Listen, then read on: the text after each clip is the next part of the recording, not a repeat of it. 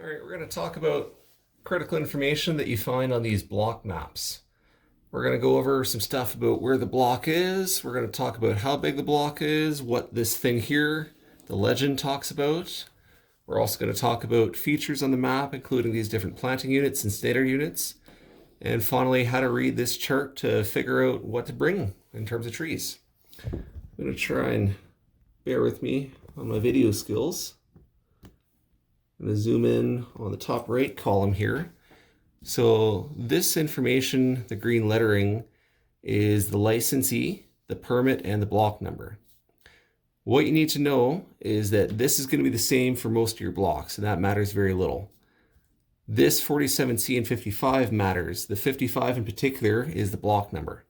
So if you're going to block 55, it's this one. There might be another 47C, but block 56. So watch out for that. Sometimes you'll see letters as well. It could be 55A and 55B. In the pink here, I've got access directions. Let me try and zoom you in even more. It talks about how to get to the block. These coordinates are a waypoint in the center of the block if you got to call a helicopter. Now moving down a little, we've got these numbers here. Those refer to how many hectares the block is. A hectare is 100 meters by 100 meters, and this block is 5.9 of those. So it's about a 6-hectare block. Because this is a fill plant, not all 6 hectares are going to be getting planted. We've got planting units B and C over here. Planting unit B is 3.2 hectares. Planting unit C is 1.6 hectares. So from that, we can figure out that just over 4 hectares, well, just about 5 hectares actually is going to get planted, but not the whole thing is going to get planted.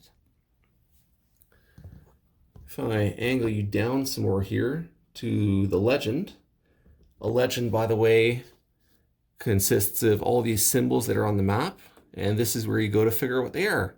So for instance, if you see a little green circle with a bird, it means there's a nest there. If you see a red tree, lo and behold, it means it's a dangerous tree. Some critical ones to watch out for are highlighted here. These wildlife tree retention areas or other retention areas in dark green, those, while they may look like part of the cut block, are actually still forested. So that means that there may be ribbon hung around them, but this is still forest, okay? Those are also called resids in planter lingo, but we call them WTPs generally. Over here, you can see we've got some road deactivation stuff. Keep in mind that the coloration will tend to dictate what you can drive down or not. A red X means it's going to be all dug up. It's going to be a rough time getting a quad down there and no chance of getting a pickup down there. A yellow X means if it's dry, you might get a pickup down there depending on how big the DX are, but you'll definitely be able to get a quad in there. All right, moving over a little bit, we have this feature. This is the map scale highlighted in pink here, 1 to 5,000. What that means is that 1 centimeter somewhere in the map is equal to 5,000 centimeters in real life.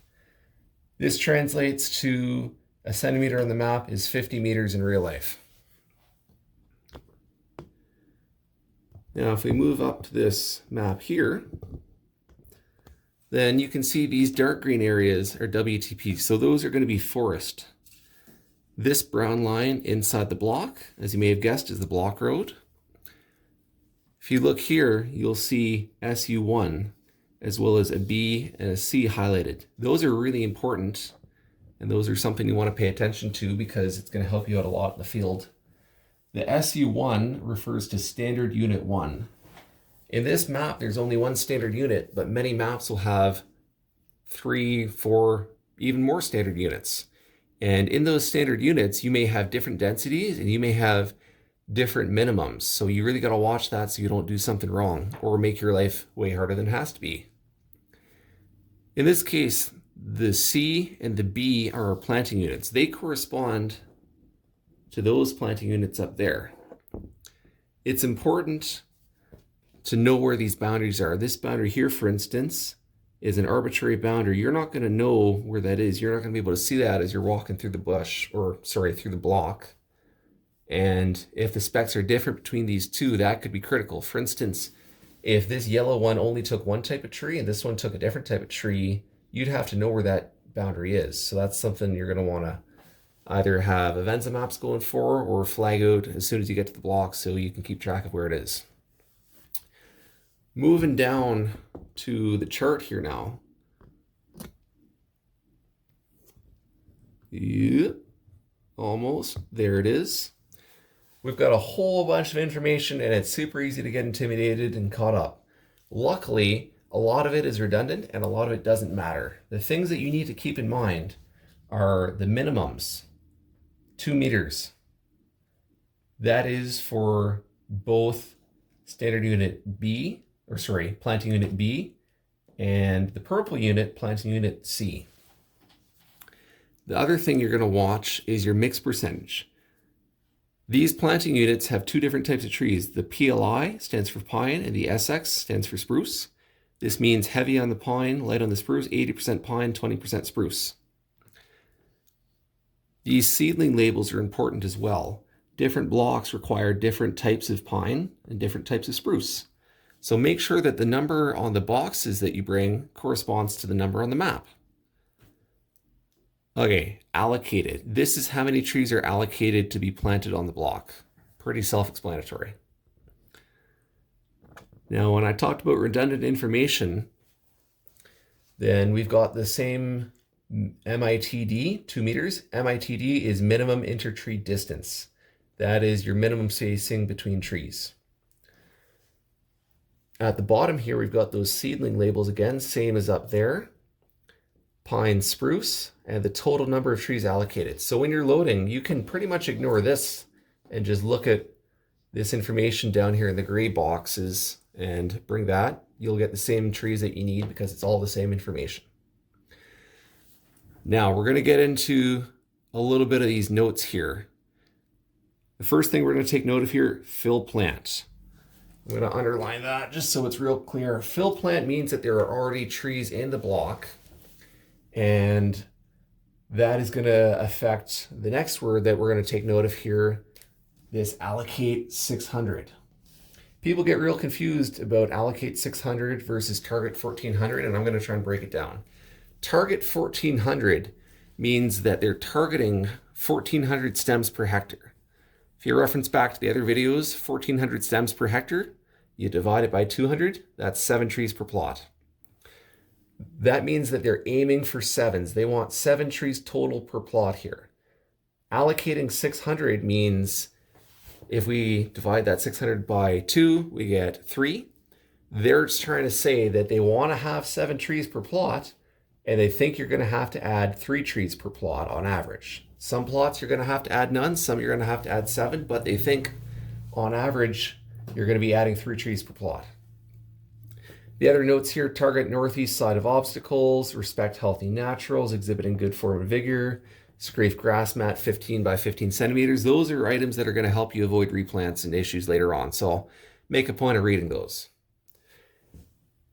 Again, with the repeated information in planting unit C, well, letter C, you see where I'm going with this. Anyway, 1400, allocate 1300. So what they're saying here is that this is going to take more trees.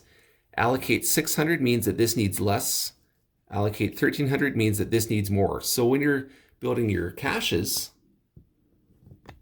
the caches in this part of the block are going to take more trees than the caches in the rest of the block. I'm going to pan you up finally here just to do a little reiteration. The important stuff you need to take away from this map are that you need 7 well-spaced trees per plot, this including naturals. This means you could have 7 naturals, or you could have 7 planted trees, you could have 3 naturals and 4 planted trees, etc., etc. The other thing to keep in mind here is that on the mixed ground, which is all of this block, you're aiming for 80% pine and 20% spruce. That means that you need to be watchful of how many trees are going into the block, and if it's not going to take all the trees, you got to be aiming for that ratio. I want to talk about this real quick. A lot of the time, planting allocations or forest allocations in general are going to be expressed like this. PLI 8 SX2. What it's saying is that pine is the predominant species there and spruce is the next most dominant species there. If you had something like AT after it, it means that pine is the most dominant, followed by spruce, followed by aspen. The 8 means 80% and the 2 means 20%. If you see this on a map and it doesn't have it expressed in nice percentages like I've written it down here, then just remember, whatever is written first is what you want the most of, and the numbers times 10 gives you the percentage that you want to have total.